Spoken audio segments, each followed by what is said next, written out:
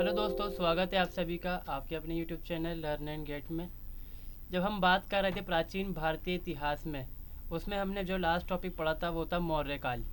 मौर्य साम्राज्य के बारे में पढ़ा हमने और मगध के बारे में पढ़ा। फिर उसमें देखा हमने कि उनकी प्रशासनिक व्यवस्था किस प्रकार की थी। जो आखिरी विषय बचा था उसके अंदर वो समाज था और अर्थव्यवस्था बाकी रह गई थी। तो इस वीडियो के अंदर हम उसी के बारे में चर्चा करेंगे। तो स्वागत है आप सभी का और बिना देर करते हुए शुरू करते हैं इस वीडियो को। तो जैसे कि हम देखते हैं वैदिक काल हो या प्राचीन समय में हम देखेंगे काफ़ी उससे पूछेंगे पूर्व वैदिक काल, उत्तर वैदिक काल।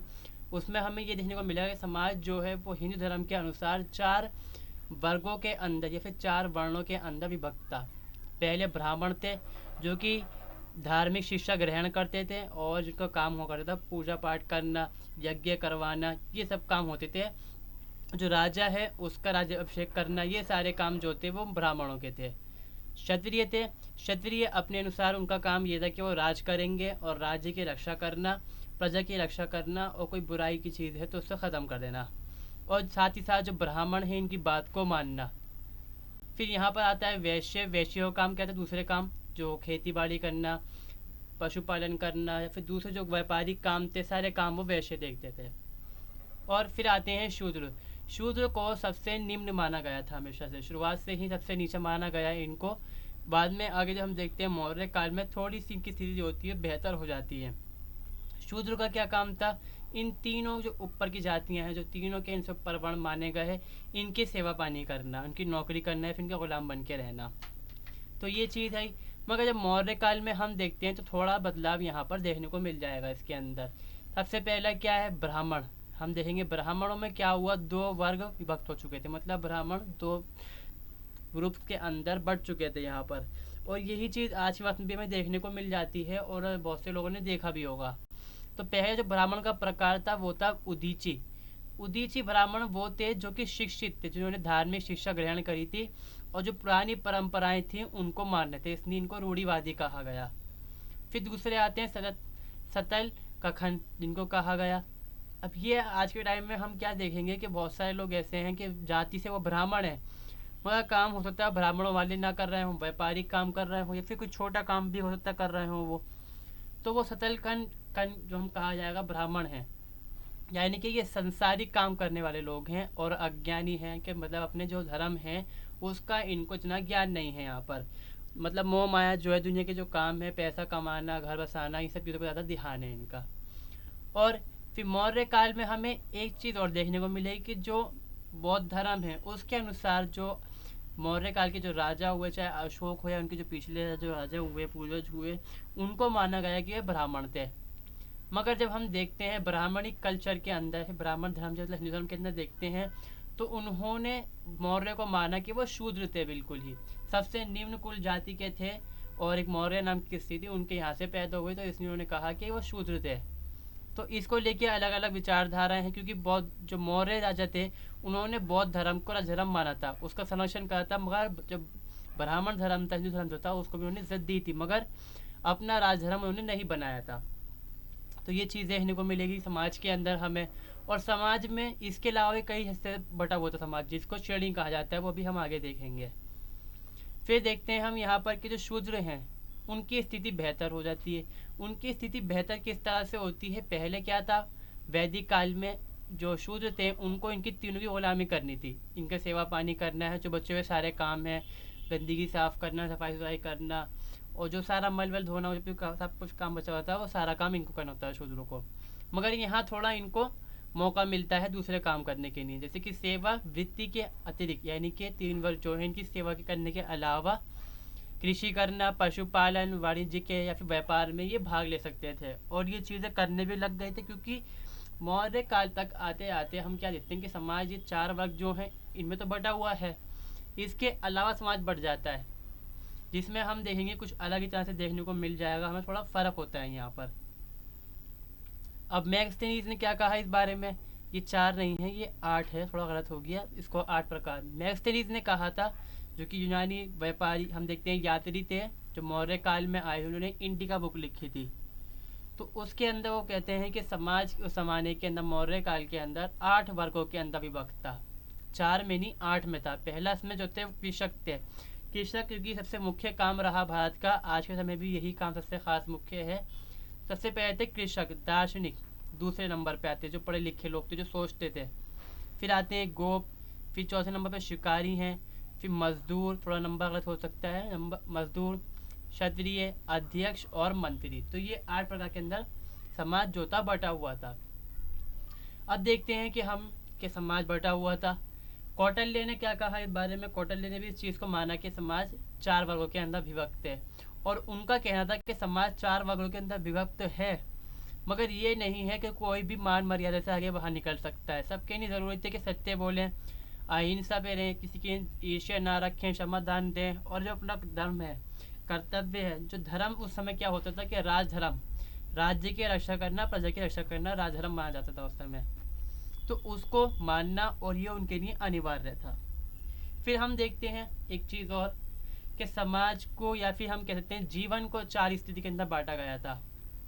पहला इसमें था ब्रह्मचर्या। ब्रह्मचर्य का मतलब यह था कि जब एक इंसान, लड़का पैदा हुआ, खासकर लड़कों के लिए खास चीज़ थी, तो उसको किसी न किसी गुरु के पास भेज दिया जाता था। तो वहाँ पर वो शिक्षा ग्रहण करता था, और शिक्षा कहीं ना कहीं वो फ्री होती थी, मतलब बिल्कुल मुफ्त शिक्षा मिलती थी उनको। बदले में जो उनका गुरु था, उसके लिए उस छात्र को, बच्चे को भिक्षा मांगनी पड़ती थी, और घर घर से खाने का इंतज़ाम करना होता था, और अपने गुरु की सेवा पानी करनी होती थी। तो ये उम्र शुरुआत बचपन से, पैदाइश से लेकर, मतलब 2-3 साल की उम्र से लेकर कुछ साल तक, मतलब 7 साल की उम्र तक, या फिर 5 साल की उम्र तक ये चलती थी। 7 साल की उम्र अनिवार्य थी, यानी कि शिक्षा ग्रहण करने का जो वर्ग कहलाया, जो टाइम कहलाया, वो ब्रह्मचर्य कहलाया। फिर जो उसके बाद 13-14 साल की उम्र में आए, 15 साल की उम्र में आए, फिर वो अवस्था कहलाई गृहस्थाश्रम, मतलब घर बसाना, शादी करना, भी बच्चे होना, ये सब चीज़ें, और घर का ध्यान रखना, ये गृहस्थाश्रम अवस्था कहलाई। और ये चलती है 30 साल तक, या फिर 35 साल तक चली ये उम्र। तो ये क्या है कि हमारा जो जीवन काल है, या फिर समाज है, उसको 4 वर्गों के अंदर बांटा गया। फिर तीसरा आता है वन प्रस्थान आश्रम, मतलब घर बार को छोड़कर जंगल तक चले जाना। मगर इसमें यह नहीं था कि आपको जो समाज है उससे संबंध काट लेने हैं। संबंध स्थापित रहते थे, और मतलब जंगलों में ही रहना होता था, और थोड़ा बहुत जो पूजा पाठ है, या फिर जो करना है, भगवान को याद, अल्लाह को याद करना, वो ये काम करते थे लोग। सबसे आखिरी जो चरण था इसके अंदर, वो सन्यास था, मतलब मोह माया, घर बार को, सबको छोड़कर मौत से पहले घर को छोड़ देना और सन्यास कर लेना, बिल्कुल।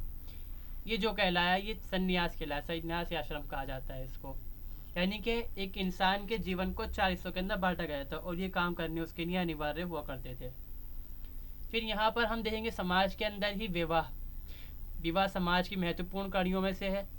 विवाह का उद्देश्य संतान प्राप्त कर, मतलब बच्चे होना, जो कि आज भी होता है, यही ज़्यादा खासकर यही रहा है। तो उस समय 8 प्रकार के विवाह प्रचलित थे, आज के वक्त में नहीं है ये।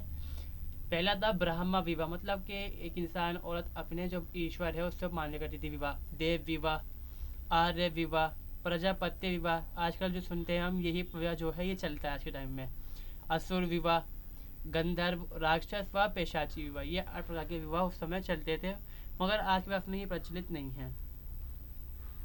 समाज में औरतों का स्थिति क्या है, जो कि समाज के अंदर औरतों की एक ख़ास हिस्सा होता है समाज में। तो वहाँ पर जो औरतें हैं उनकी जाति स्थिति क्या थी, कि बदलाव हुआ, ऊपर गया, नीचे हुआ, क्या हुआ उनके साथ। तो हम क्या देखते हैं कि समाज के अंदर, मौर्य काल के अंदर, जो औरतों की स्थिति है वो कहीं ना कहीं थोड़ी बेहतर भी हो गई, मगर निम्न भी हो गई। दोनों चीज़ें देखने को मिलती। किस तरह से?